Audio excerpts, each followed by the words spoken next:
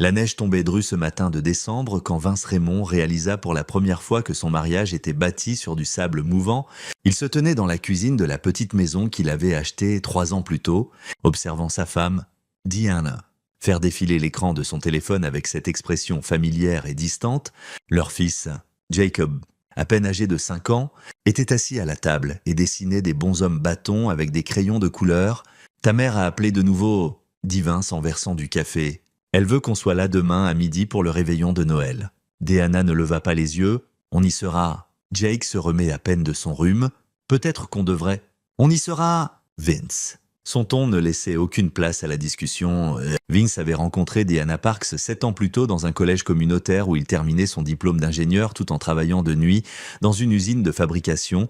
Elle était belle, sûre d'elle, et venait de ce qu'elle appelait une vraie famille, quelque chose que Vince, élevé par un père célibataire décédé quand il avait 19 ans, n'avait jamais vraiment connu. Sa mère, Béatrice, dirigeait le foyer des Parks comme un général. Son père, Harold, acquiesçait à tout ce que Béatrice décidait et ses frères et sœurs, Kim et Chester, gravitaient autour de l'approbation de leur mère comme des planètes autour d'une étoile mourante.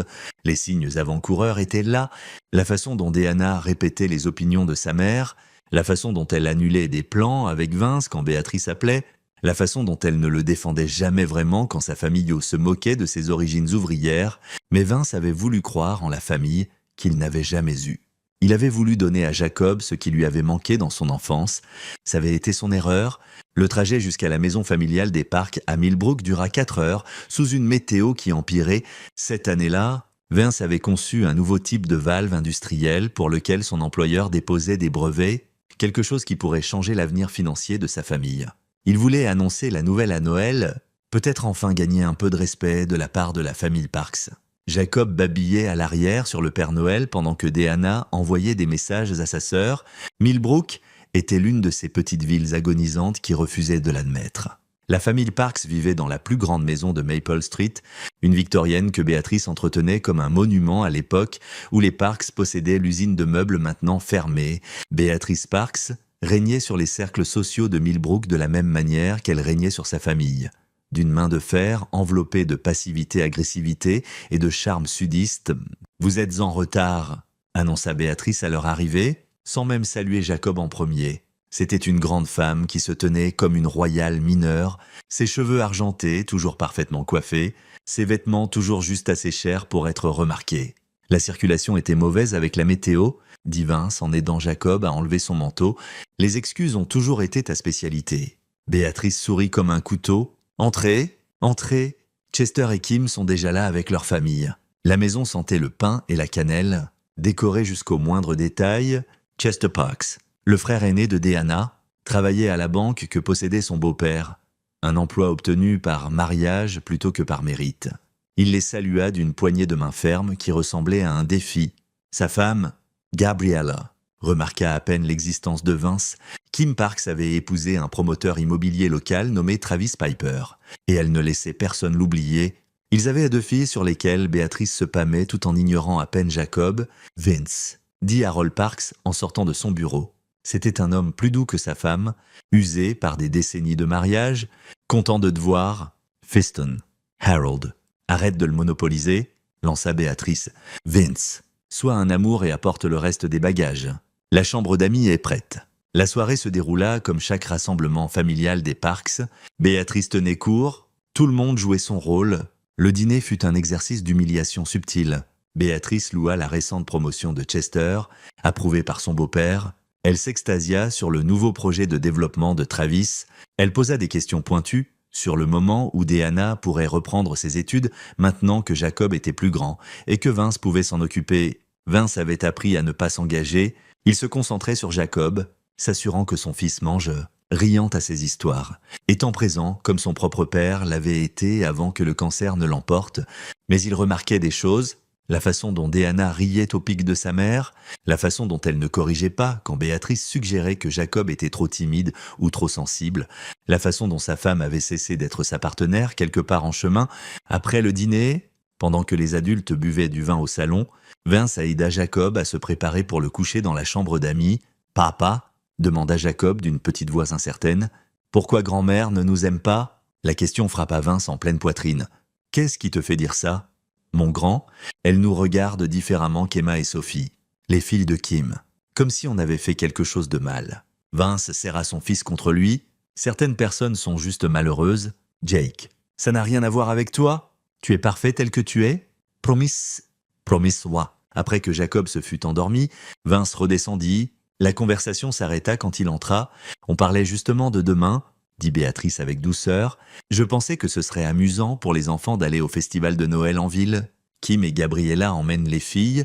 Jake adorerait ça, dit Vince. Oh, eh bien, on pensait peut-être juste les filles cette fois. Le sourire de Béatrice était venimeux. Tu sais comment Jacob peut être un peu trop pour les foules. Il a 5 ans, répondit Vince calmement. Il est exactement comme un enfant de 5 ans doit l'être. Bien sûr, chérie, on veut juste que tout le monde passe un bon moment. Déanna ne dit rien. Elle resta assise là, verre de vin à la main, et ne dit absolument rien pendant que sa mère excluait leur fils d'un événement familial. Cette nuit-là, allongé dans le lit d'amis pendant que Déanna dormait ou faisait semblant à côté de lui, Vince prit une décision. Après ce Noël, il en avait fini de faire semblant. Il ramènerait Jacob à la maison, demanderait le divorce et se battrait pour la garde.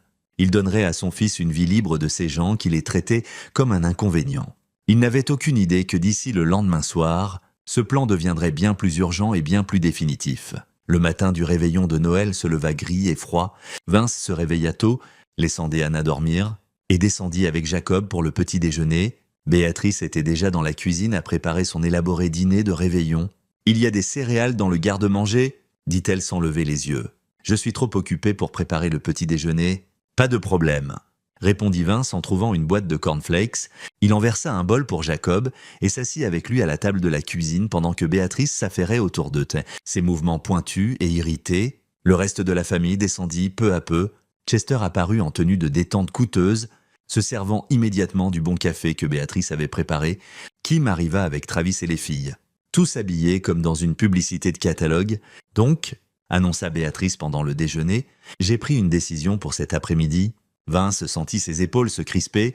Le festival de Noël est vraiment plus pour les enfants plus âgés. Emma et Sophie ont 9 et 7 ans. Elles peuvent l'apprécier. Jacob est trop jeune. Il ne ferait que ralentir tout le monde et se plaindre. Il ne se plaindra pas, dit Vince. Je l'emmènerai moi-même si... N'importe quoi. Tu devrais rester ici et aider Harold à installer la salle à manger. D'ailleurs, j'ai une meilleure idée. Les yeux de Béatrice brillaient d'une lueur que Vince ne pouvait pas tout à fait déchiffrer. Il y a une super nouvelle aire de jeu à cette station-service sur la route 40. Très moderne, très sûre. On peut déposer Jacob là-bas pour 1 heure ou 2 pendant qu'on emmène les filles au festival. Il s'amusera plus là-bas de toute façon. La pièce devint silencieuse. « Tu veux laisser mon fils de 5 ans à une station-service » dit Vince lentement. « Pendant que vous emmenez vos petites filles au festival, ce n'est pas n'importe quelle station-service.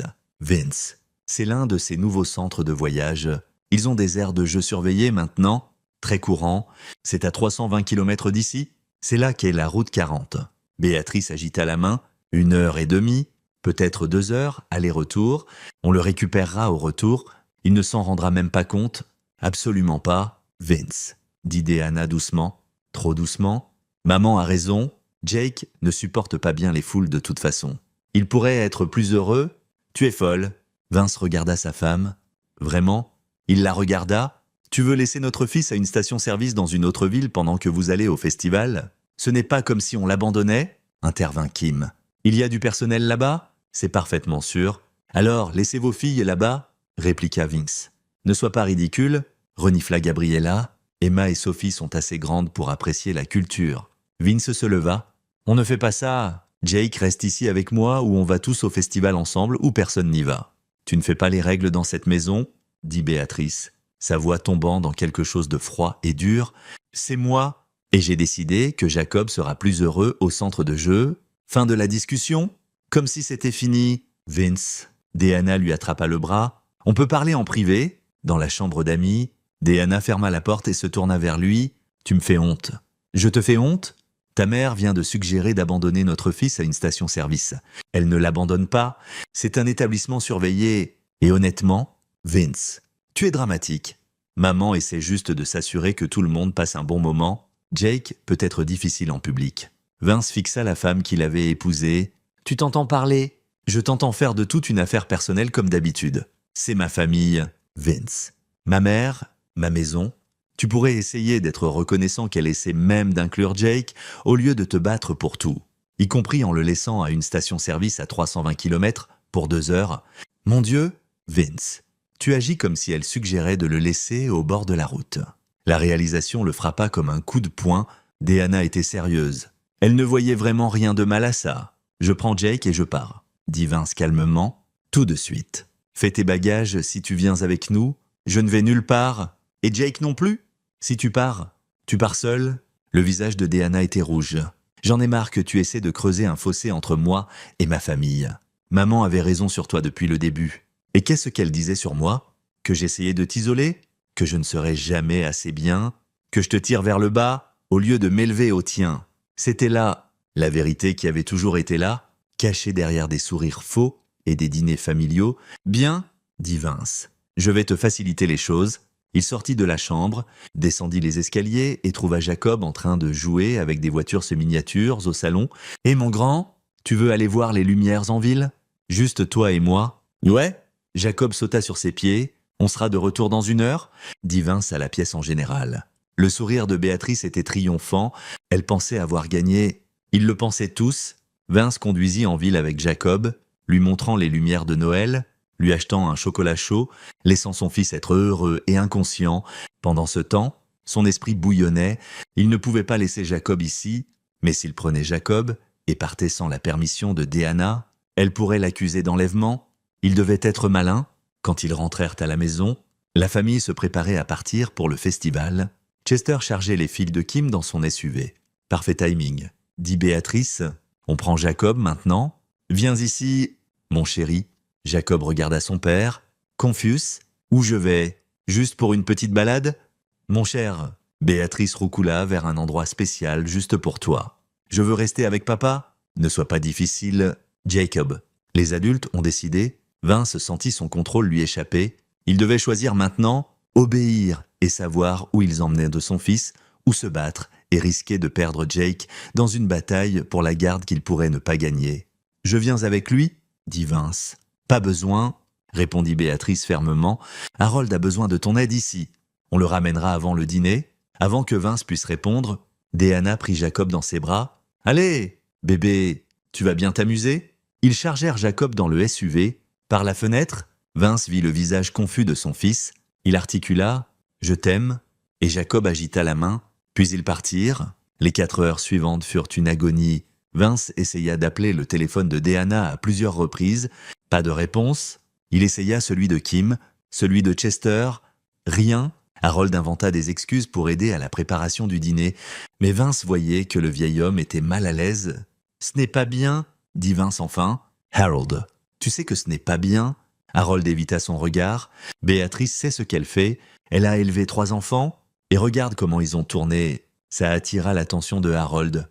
Pendant un moment, quelque chose comme du courage apparut dans l'expression du vieil homme. Puis l'influence de Béatrice l'emporta et il se détourna. À 19 heures, Vince n'en pouvait plus.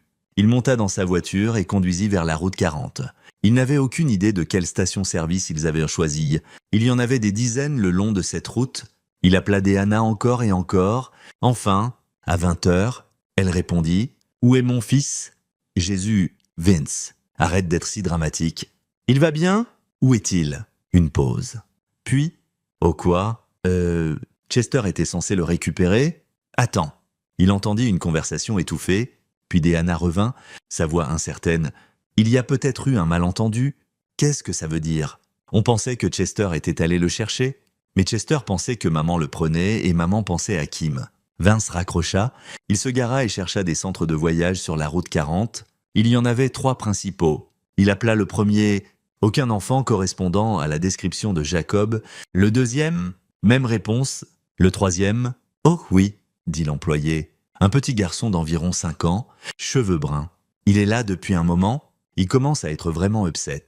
Votre femme l'a déposé et a dit que quelqu'un reviendrait dans 2 heures à des... C'était il y a 7 heures. Monsieur, la vision de Vince devint blanche. J'arrive, ne le quittez pas des yeux. Je suis son père. J'arrive tout de suite. Le trajet dura 90 minutes sous la neige et la glace. Chaque minute fut une éternité. Chaque minute, Vince imaginait ce que son fils de 5 ans ressentait, abandonné dans un endroit inconnu, attendant que sa famille revienne. Son téléphone sonna constamment. Diana, Béatrice, Chester, Kim. Il les ignora tous. Le centre de voyage apparut comme une oasis dans l'obscurité. Vince gara à peine avant de sprinter à l'intérieur. L'employé le vit arriver et pointa une petite aire de jeu derrière la zone de restauration. Jacob était assis sur un toboggan en plastique, le visage taché de larmes et marbré, son petit corps tremblant. Quand il vit Vince, il poussa un hurlement qui brisa quelque chose de fondamental dans la poitrine de Vince. « Papa !» Vince prit son fils dans ses bras, sentant le petit corps secoué de sanglots. « Je te tiens, tu es en sécurité maintenant ?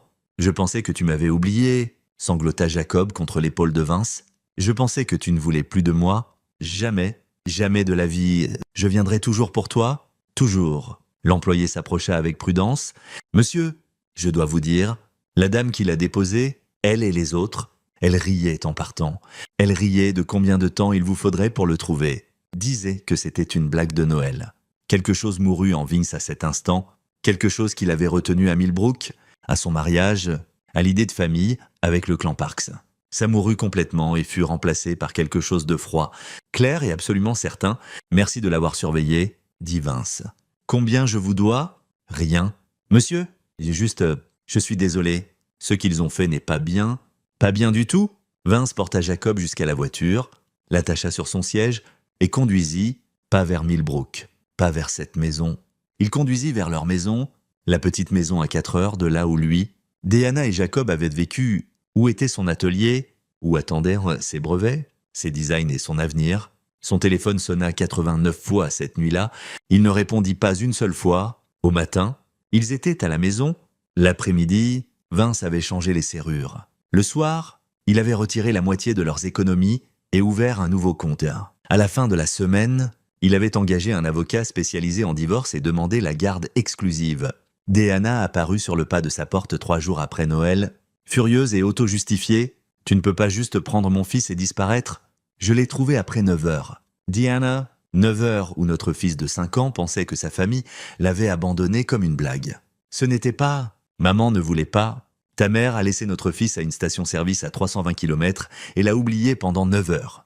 Tu l'as aidé à le faire.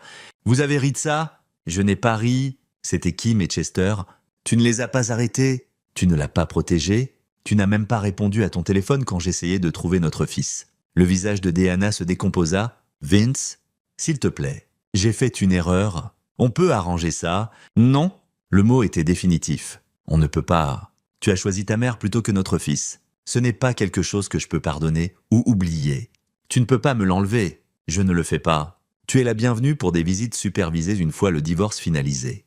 Mais toi et ta famille ne lui ferez plus jamais de mal. Le divorce dura 8 mois. Diana se battit pour la garde, mais ne put expliquer à un juge pourquoi elle avait laissé son fils à une station-service ou pourquoi elle avait échoué à le récupérer pendant 9 heures. La famille Parks engagea des avocats coûteux, mais les faits étaient de les faits. L'avocat de Vince présenta des relevés téléphoniques, le témoignage de l'employé de la station-service et un rapport de psychologue pour enfants détaillant le traumatisme de Jacob causé par l'incident. Vince obtint la garde exclusive. Diana eut des visites supervisées 2 fois par mois, qu'elle respecta la première année avant qu'elles deviennent sporadiques.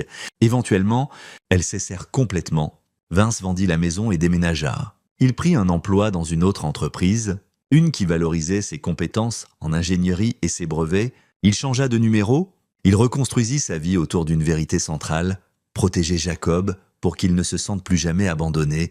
Les années passèrent. Vince se dévoua à être le père qu'il avait eu pendant ces quelques précieuses années avant la mort de son propre père. Il entraîna l'équipe de soccer de Jacob, il aida au projet scientifique, il apprit à son fils à changer l'huile, à câbler des circuits et à voir la beauté dans le fonctionnement des choses. Il lui apprit que la famille n'était pas une question de sang. C'était une question de qui se présentait, qui restait, qui t'aimait même quand c'était dur. Jacob s'épanouit. Il grandit d'un enfant timide de 5 ans en un jeune homme confiant qui posait des questions, construisait des choses et regardait le monde avec des yeux curieux et intelligents. Il demandait rarement des nouvelles de sa mère. Quand il le faisait, Vince lui disait la vérité de manière adaptée à son âge. Parfois, les gens font des choix et ces choix ont des conséquences. Et c'est ok d'aimer quelqu'un tout en se protégeant de ses choix. Pendant ce temps, la carrière de Vince explosa. Sa conception de valve révolutionna les applications industrielles. Il conçut 3 autres systèmes, chacun plus innovant que le précédent. Il fonda sa propre firme de conseil quand Jacob eut 12 ans. Quand Jacob en eut 16, l'entreprise de Vince employait 40 personnes et détenait des brevets valant des millions.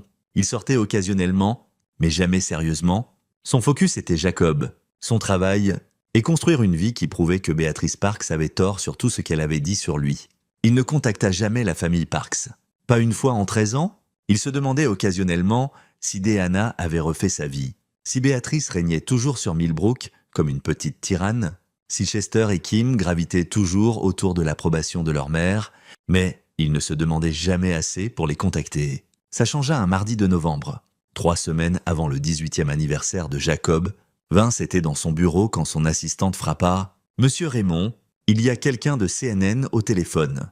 Ils veulent vous interviewer sur le système de sauvetage arctique. » Vince avait conçu un nouveau système de chauffage d'urgence utilisant un minimum d'énergie, parfait pour les endroits isolés. Quand une station de recherche en Alaska avait perdu l'électricité pendant un blizzard historique le mois précédent, son système avait gardé 14 scientifiques en vie pendant 4 jours jusqu'à l'arrivée des secours. L'histoire avait fait les nouvelles nationales, mais Vince avait évité les interviews. Il n'aimait pas la publicité. « Dites leur nom. »« Merci, j'ai essayé. » Elle est persistante. Elle dit que c'est une grande histoire humaine. Comment votre design a sauvé des vies? Ils veulent vous mettre en vedette dans leur segment innovation. Vince soupira. Bien, programmez-le pour la semaine prochaine. L'interview eut lieu un jeudi.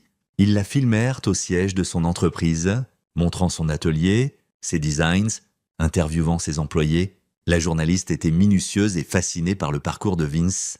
Père célibataire, ingénieur autodidacte, innovateur, elle demanda ce qui l'inspirait. « Mon fils », répondit simplement Vince. « Tout ce que je fais est pour construire un monde meilleur pour lui. » Et sa mère?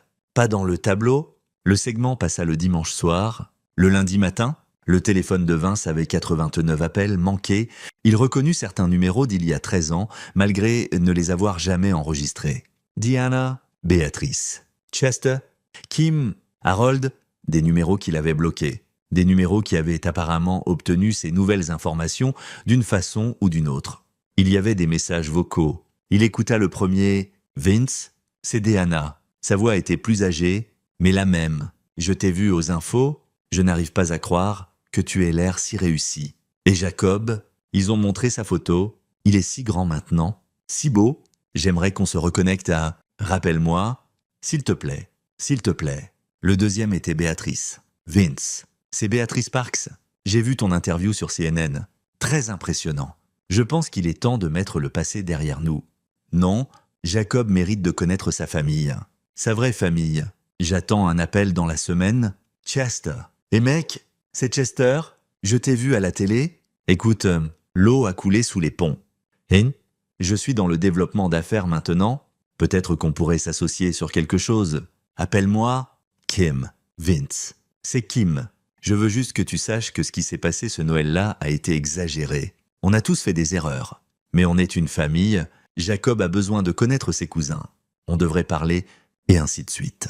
89 appels. Pas un ne reconnaissait ce qu'ils avaient fait. Pas un ne s'excusait. Chacun voulait quelque chose. L'accès à Jacob, l'accès au succès de Vince.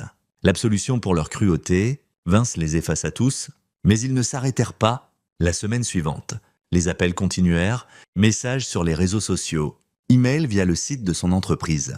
Ils trouvèrent l'adresse de son bureau et envoyèrent des lettres. Béatrice envoya même un panier de fruits avec un mot. La famille est éternelle. Mettons nos différences de côté. Jacob remarqua. Bien sûr qu'il remarqua. Il avait 17 ans, intelligent comme tout, et il avait grandi en connaissant les grandes lignes de pourquoi la famille de sa mère n'était pas dans leur vie. « Papa ?» demanda Jacob un soir, le trouvant dans son bureau à la maison, entouré de lettres non ouvertes avec des timbres de Millbrook. « Tout va bien. La famille de ta mère a vu l'interview sur CNN, dit Vince.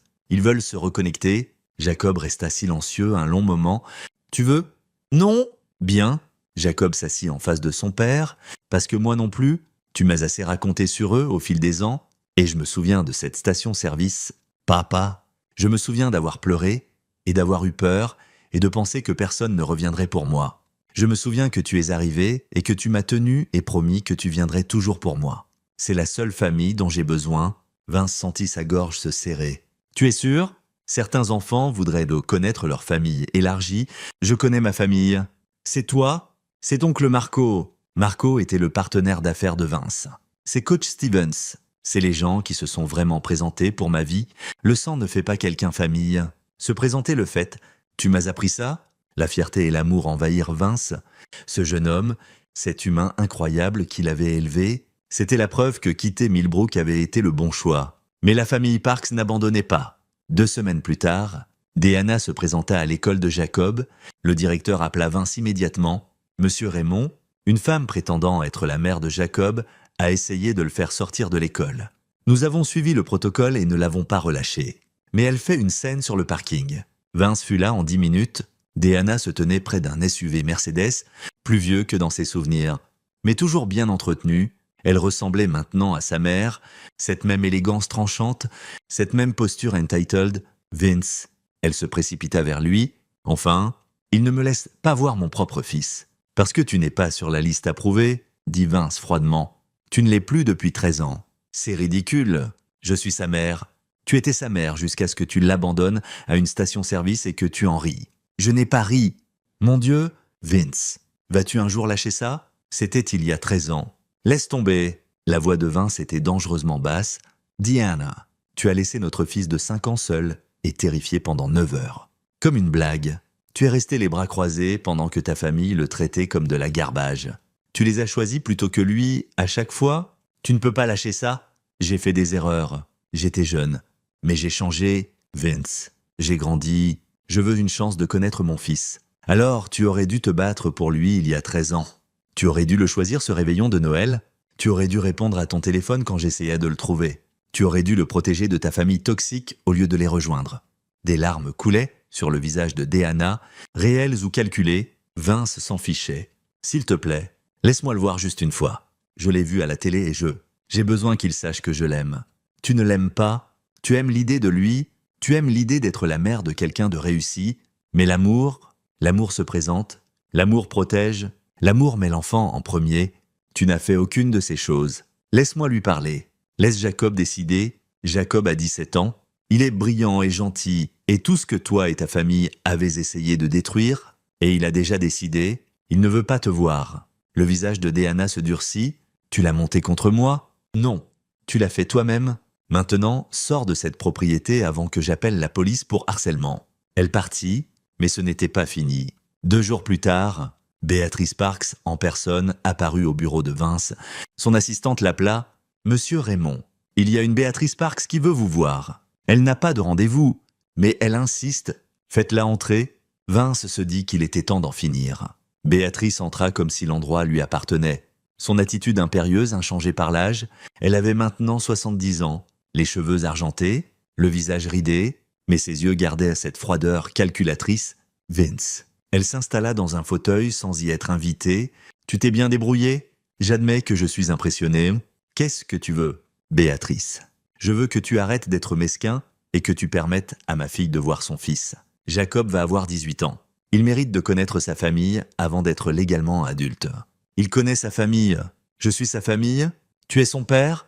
Mais la famille est plus grande que ça. Il a des grands-parents, des tantes, des oncles, des cousins. Tu nous as volé 13 ans. Vince, tu ne penses pas que c'est assez comme punition ? Punition. » Vince rit sans humour. « Tu penses que j'ai quitté Millbrook pour vous punir ? J'ai quitté pour protéger mon fils de vous. » « Oh, s'il te plaît, c'était une erreur. » « Ce n'était pas une erreur. » Vince se pencha en avant. « Les erreurs sont des accidents.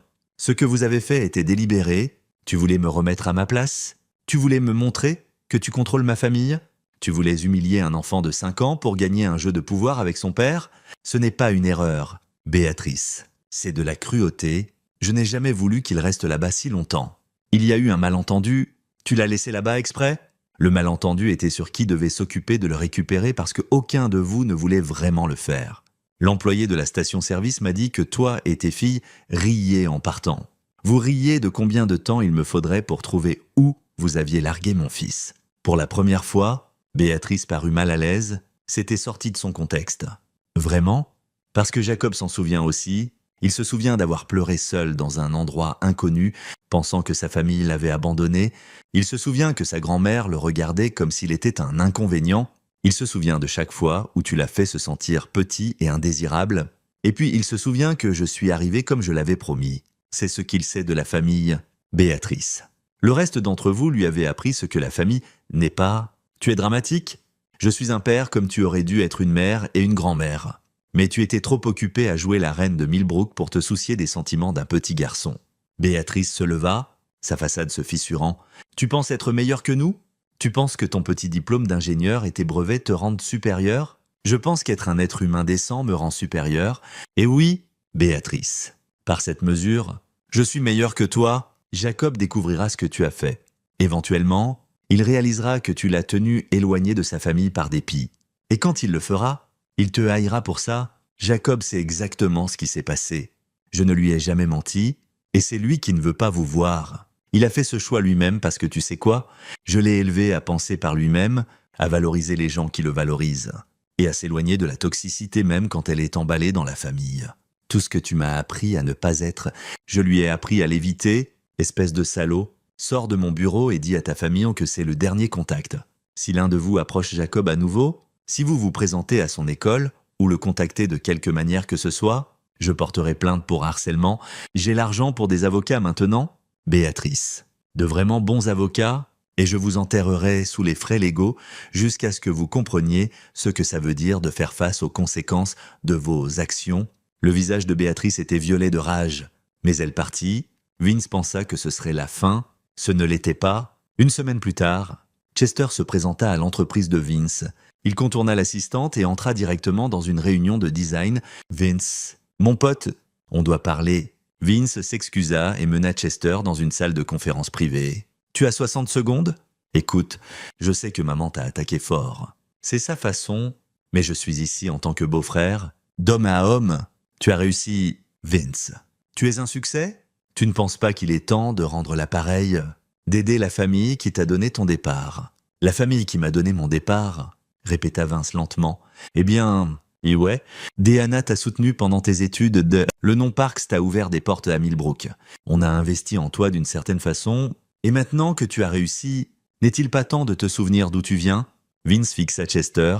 Deanna ne l'avait jamais soutenu pendant ses études. Il avait travaillé à temps plein tout en prenant des cours. Le nom Parks n'avait ouvert aucune porte pour lui. Au contraire, la réputation de Béatrice avait rendu les entrepreneurs et les entreprises méfiants envers lui et investis en lui. Ils avaient moqué sa carrière, ses ambitions, ses origines à chaque occasion. Chester, tu étais là ce Noël-là? Tu as aidé à planifier de laisser Jacob à cette station-service? Chester se tortilla mal à l'aise. C'était l'idée de maman? J'ai juste suivi. Exactement. Tu as suivi pour abandonner un enfant de 5 ans et marquer des points avec ta mère. Et maintenant, tu veux que je te donne de l'argent? Pas donner, investir? J'ai une opportunité d'affaires, ce qui pourrait utiliser quelqu'un avec ton capital et tes connexions. Source, Vince. Allez, je dis, Source. Tu as 10 secondes avant que j'appelle la sécurité pour te faire sortir. Chester partit, mais pas avant de dire, tu vas le regretter. Quand Jacob découvrira que tu refuses d'aider sa famille, Jacob sait, il sait tout, et c'est lui qui m'a dit que les gens qui se présentent sont la famille. Tu ne t'es jamais présenté pour lui? Chester, pas une fois. Donc tu n'es pas sa famille? Tu es juste un homme qui a aidé à traumatiser un enfant et qui veut maintenant de l'argent. Le harcèlement continua pendant 2 semaines supplémentaires. Kim se présenta à la salle de sport de Vincy. Harold envoya des lettres affirmant qu'il n'avait rien su de l'incident de la station-service et qu'il avait essayé de l'arrêter. Un mensonge. Vince se souvenait du silence mal à l'aise de Harold. Les réseaux sociaux de Deanna étaient pleins de posts vagues sur les pères qui aliènent les enfants de leur mère et l'importance du pardon. Enfin, Vince en eut assez. Il appela son avocat. Je veux des ordres de cessation et d'abstention envoyés à chaque membre de la famille Parks. Béatrice Parks, Harold Parks, Deanna Raymond, Chester Parks, Gabriella Parks, Kim Piper, Travis Piper, tous. S'ils me contactent ou Jacob à nouveau, on poursuit pour harcèlement. Les lettres partirent, le harcèlement cessa, mais Vince n'était pas satisfait. 13 ans de paix. Et il l'avait brisé au moment où il pensait pouvoir en tirer quelque chose. 13 ans à construire une vie pour Jacob, et il voulait débarquer et en revendiquer le crédit. Papa, Jacob le trouva dans son atelier ce week-end-là. « Ça va? Tu as l'air stressé? Juste fatigué. »« Mon grand, c'est eux? Hein? La famille de maman. » Vince hocha la tête. Jacob s'assit sur un tabouret en regardant son père travailler sur un nouveau design. Qu'est-ce qu'il voulait? De l'argent? Surtout, l'accès à toi, une part de ce qu'on a construit. Qu'est-ce que tu leur as dit? De nous laisser tranquilles? Bien? Jacob resta silencieux un moment. Tu sais ce qui est drôle? Avant, je me demandais si tu me tenais éloigné d'eux parce que tu étais en colère contre maman. Mais ensuite j'ai grandi et tu m'as raconté toute l'histoire et j'ai réalisé que tu ne me tenais pas éloigné d'eux. Tu les tenais éloignés de moi? Il y a une différence? Vince regarda son fils, presque un homme maintenant. Réfléchi et fort, c'est exactement ça. Alors pourquoi ils te dérangent encore? Parce qu'ils ne comprennent pas les gens comme nous. Ils pensent que tout a un prix, que tout le monde peut être acheté ou manipulé ou culpabilisé pour leur donner ce qu'ils veulent. Ils ont tort, ils ont tort. Jacob se leva. J'ai une idée, écoute-moi. Ce que proposa Jacob était audacieux, vindicatif et absolument parfait. 2 semaines plus tard, pour le 18e anniversaire de Jacob, Vince organisa une immense célébration dans un lieu loué. Il invita des collègues, des amis, les professeurs et coachs de Jacob, des partenaires d'affaires et des contacts médias. C'était une célébration des accomplissements de Jacob, son admission au MIT avec une bourse complète, son propre dépôt de brevet pour une amélioration d'un des systèmes de Vince, sa croissance en un jeune homme exceptionnel. La liste d'invités comptait 300 personnes, toutes les personnes importantes dans leur vie, et Vince s'assura que la famille Parks en soit informée. Il envoya des invitations à chacun d'eux, avec un mot. Jacob souhaite s'adresser à sa famille élargie pour son 18e anniversaire. Veuillez assister. Ils vinrent, tous, Béatrice, Harold, Diana, Chester, Gabriella, Kim, Travis. Ils arrivèrent surhabillés et entitled, s'attendant à une réconciliation ou peut-être à un accès à la richesse et aux connexions de Vinci. La fête était élégante. Il y avait de la nourriture traiteur, de la musique live, des discours des professeurs de Jacob louant son intelligence et son caractère. Jacob lui-même fit un discours remerciant son père d'avoir été le seul parent dont j'ai jamais eu besoin, la seule famille qui comptait, et l'homme qui m'a appris que l'amour est un verbe, pas un nom. Puis vint le moment que la famille Parks attendait. « Je sais que la famille de ma mère est ici ce soir », dit Jacob au microphone. La pièce devint silencieuse, et il y a quelque chose que je veux leur dire publiquement, parce qu'ils méritent de l'entendre devant les gens qui comptent vraiment pour moi. Béatrice sourit, s'attendant clairement à de la gratitude ou du pardon. « Il y a 13 ans, le soir de Noël, vous m'avez laissé à une station-service à 320 km de la maison. J'avais 5 ans. Vous l'avez fait comme une blague ? Comme un coup de force contre mon père, comme une façon de lui montrer que vous contrôlez ma famille. Vous m'avez laissé là-bas pendant 9 heures. Quand mon père a appelé frénétiquement pour me trouver, vous n'avez pas répondu. Vous étiez trop occupé à en rire entre vous. » La pièce était maintenant morte de silence. Vince vit des contacts médias sortir leur téléphone, enregistrer. « Je me souviens de ce jour, » continua Jacob, sa voix stable et claire. « Je me souviens d'avoir eu peur. Je me souviens d'avoir pensé que j'avais fait quelque chose de mal. Je me souviens d'avoir pensé que ma famille ne voulait plus de moi. Et puis mon papa est arrivé. Il a conduit 90 minutes sous un blizzard et il m'a pris dans ses bras et il m'a promis qu'il viendrait toujours pour moi. Et vous savez quoi? Il a tenu cette promesse. Chaque jour pendant 13 ans, il a tenu cette promesse. Diana avait commencé à pleurer. Le visage de Béatrice était de pierre. « Toi » Jacob regarda directement sa mère. « Tu as eu une chance d'être mon parent. Tu as choisi ta mère plutôt que ton fils. Tu as choisi la cruauté plutôt que la gentillesse. Tu ne t'es pas battu pour moi dans le divorce. Tu as arrêté les visites.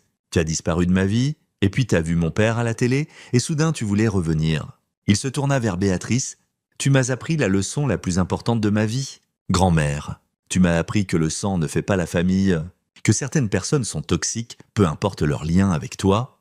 Que s'éloigner de la cruauté n'est pas une faiblesse. C'est une force. » Chester essaya de se lever. « Jacob, ce n'est pas juste. Assieds-toi, Oncle Chester. Tu n'as pas le droit de parler. Tu as aidé à le planifier. Tu en as ri. Vous l'avez tous fait. Et maintenant, vous voulez le pardon? Vous voulez l'accès à ma vie maintenant que mon père a réussi? Vous voulez revendiquer le crédit pour l'homme que je suis devenu. » La voix de Jacob se durcit. « Vous n'avez rien. Vous ne méritez rien. Je vous ai invités ici ce soir pour vous le dire devant tous ceux qui me sont chers. Vous n'êtes pas ma famille. Vous êtes des étrangers. qui ont blessé un enfant et n'ont facing aucune vraie conséquence. Jusqu'à maintenant, il sortit un dossier, c'est un document légal, c'est une déclaration officielle que moi, Jacob Raymond, ayant atteint mon 18e anniversaire, romps formellement et définitivement tous les liens avec la famille Parks. Aucun contact, aucune revendication, aucune relation, et si l'un de vous m'approche, ou mon père à nouveau, nous poursuivrons pour harcèlement. Nous avons les ressources pour ça maintenant. Testez-nous. La pièce explosa, les contacts médias tapaient furieusement, les invités murmuraient. La famille Parks avait l'air sous le choc. Cette fête, conclut Jacob, est une célébration de tout ce qui est bon dans ma vie, et aucun de vous n'en fait partie. La sécurité va vous escorter dehors maintenant. Au revoir. La sécurité, engagée spécifiquement pour ça, intervient. La famille Parks fut escortée dehors au milieu des flashs et des enregistrements, leur humiliation complète et publique. Alors qu'ils partaient, les amis et professeurs de Jacob se rallièrent autour de lui. Fiers de son courage, Vince resta en arrière, regardant son fils se comporter avec grâce et force. Plus tard, après le départ des invités, et qu'il ne restait que deux à ranger, Jacob se tourna vers son père. « C'était trop dur. »« Non, » dit Vince. « C'était parfait. C'était exactement ce qu'ils méritaient. J'ai pensé à leur pardonner, vraiment, mais ensuite j'ai réalisé que le pardon ne signifie pas laisser les gens toxiques revenir dans ta vie. Ça signifie ne pas laisser leur toxicité te contrôler. Et je ne suis pas contrôlé par eux. Je ne l'ai jamais été parce que je t'avais toi. » Vince serra son fils dans ses bras. « Je suis si fier de toi. J'ai appris du meilleur. » Le lendemain, l'histoire devint virale. Adolescent désavoue publiquement sa famille qu'il a abandonné enfant. Fit les gros titres. La vidéo complète du discours de Jacob circula sur les réseaux sociaux. Les commentaires affluèrent, soutenant massivement Jacob et condamnant la famille Parks. Les résidents de Millbrook, qui avaient vu Beatrice Parks dominer leur ville pendant des décennies, la virent soudain sous un nouveau jour. L'incident de la station-service fut enquêté par des reporters locaux. L'employé qui avait surveillé Jacob cette nuit-là donna une interview confirmant que Béatrice et ses filles riaient en laissant un enfant en pleurs seul. Les retombées sociales furent immédiates. Béatrice Parks, qui avait régné sur la société de Millbrook, devint une paria. Ses amis s'éloignèrent. Ses clubs lui demandèrent de démissionner. Le journal local publia un éditorial sur l'abandon d'enfants et la cruauté des blagues qui traumatisent les enfants. Chester perdit son poste à la banque quand son beau-père vit la vidéo et réalisa quel genre d'homme sa fille avait épousé. L'entreprise immobilière de Kim souffrit car les clients ne voulaient pas travailler avec quelqu'un qui avait participé à un abandon d'enfants. Deanna dut supprimer ses réseaux sociaux après que le harcèlement devint trop intense. Harold Parks demanda le divorce. Trouvant enfin le courage qui lui avait manqué pendant 45 ans, dans sa demande, il cita un préjudice irréparable causé par les actions de son épouse envers leur petit-fils et demanda que la moitié de leurs biens aille dans un trust pour Jacob, argent que Jacob donna promptement à des associations pour enfants. L'empire de la famille Parks s'effondra. Tout ce que Béatrice avait construit pendant des décennies s'écroula en quelques semaines. L'héritage de l'usine de meubles, la position sociale, le contrôle sur Millbrook, tout partit. 3 mois plus tard, Vince reçut une dernière lettre de Béatrice Parks. Elle était courte. « Tu as gagné. J'espère que tu es heureux ?» Vince la jeta sans répondre. Ça n'avait jamais été une question de gagner. C'était une question de protéger son fils, de construire une vie et de prouver que la meilleure revanche n'était pas de se venger. C'était de bien vivre et de laisser les gens toxiques facing les conséquences naturelles de leurs actions. Jacob sortit du lycée comme major de promotion. Son discours mentionna son père 7 fois, et sa famille absente pas du tout. Il alla au MIT cet automne-là, confiant et entier, ne portant aucun du traumatisme qui aurait pu le détruire. Vince continua son travail. Son succès continua d'être le père qu'il avait promis d'être cette nuit à la station-service.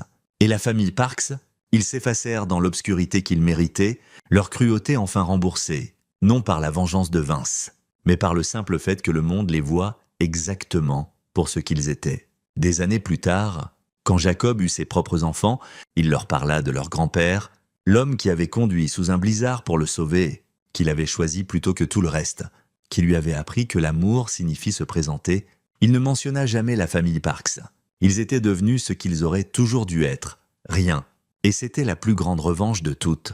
C'est ici que notre histoire se termine. Partagez vos pensées dans la section des commentaires. Merci pour votre temps. Si vous avez aimé cette histoire, abonnez-vous à cette chaîne, cliquez sur la vidéo que vous voyez à l'écran et je vous verrai Only evidence is UV. Okay, I'm gonna step out and see if I can get the dots. Wow, that's not dots. Ew.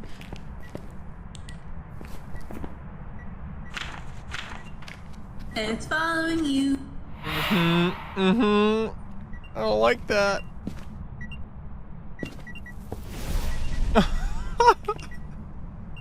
I move back in there and it bites the cruci. Okay, well, I'm gonna go downstairs and see if it follows me down there. I'm scared too.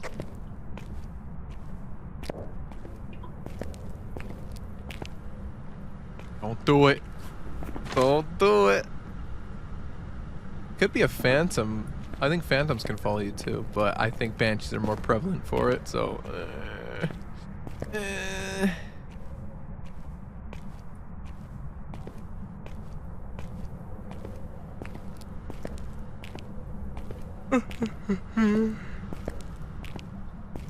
Come get me. Come along. Come along, Ghosty. See if I can bob and weave a banshee.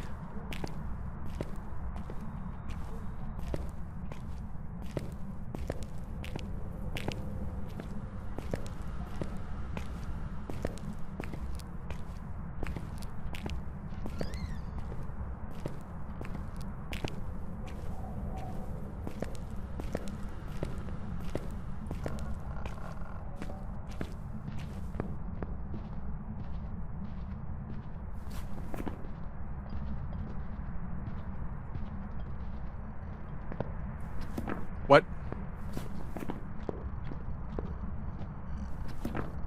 Use a Hantu? No way.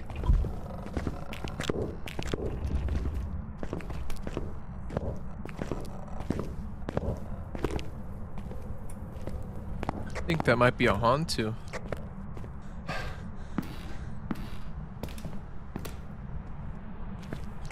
I agree with this. It fucking zoomed out.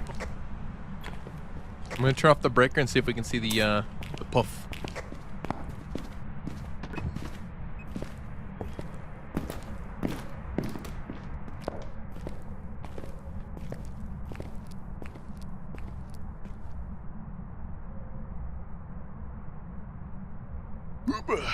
A donut? Yeah.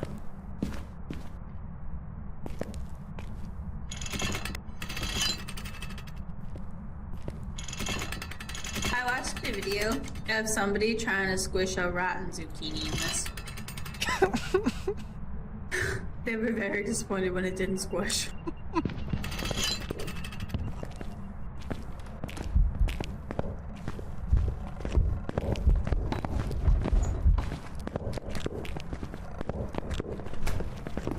That be a Hantu.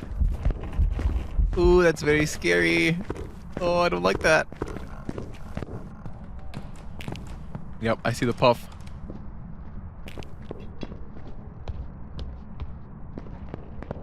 Yep. Hantu, huh? With no other evidence. What do we get? We got UV, right? So it's probably freezing temps.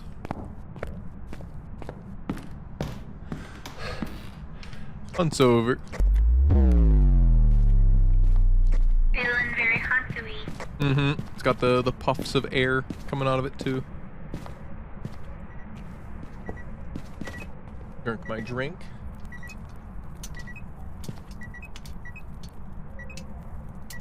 Did I get it?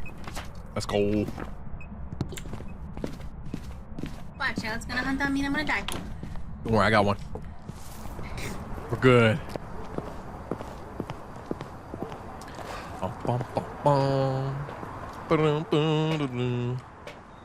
Alright, going on too. How do you like that one? Do I not have my fucking...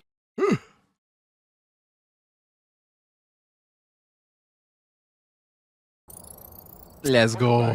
There's some jobs ready for you. Easy pack. Easy. Did you want to keep going Tanglewood? Do you want to move to a different map?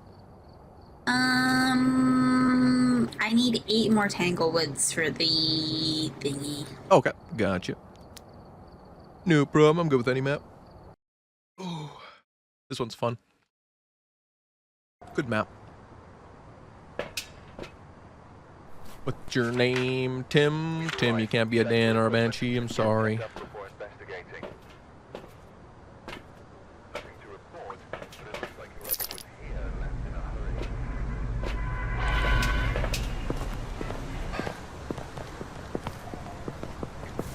Sorry, Tim.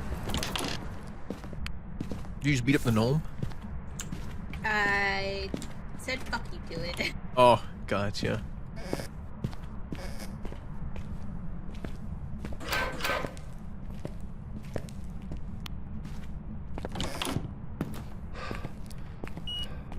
EMF 5? Oh, immediately? Yeah, right in the kitchen, I think.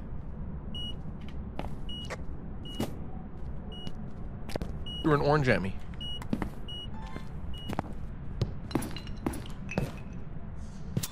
Let me know if you see the bone. Okay. Bone is in the basement. By the hiding spot.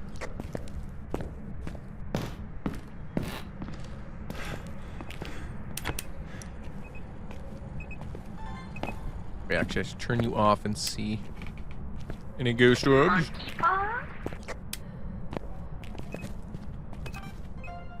It's throwing stuff everywhere. Don't see ghost orbs. 14, 13.8. Ooh, maybe it's the dining room. Oh no, it's colder here. Okay.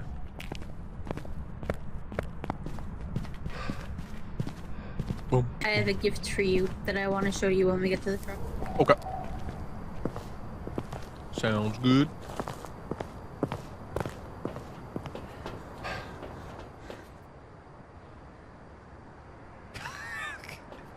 Dude, it's still got the fuzz on it. Let's go. Bam. Keeping that one. So gross.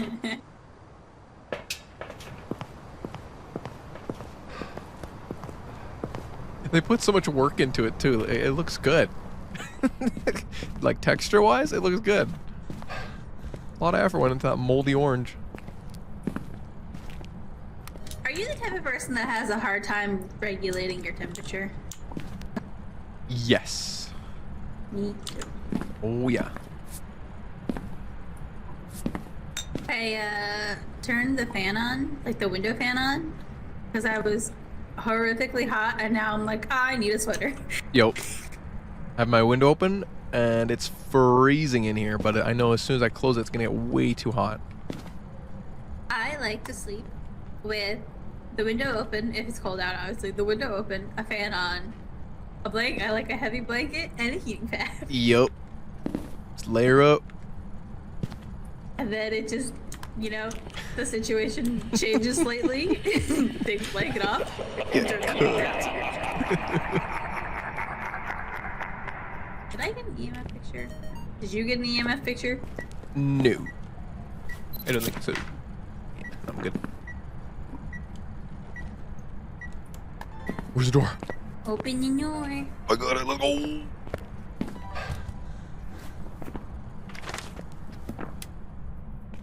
I did that. Okay. The Thank fan, you. freaking, the fan going around while the dots were there, pissing me off. It's all good. Blah blah blah blah. Blue blue blue blue. Nope. Turn the light off. Almost got it. Almost got it.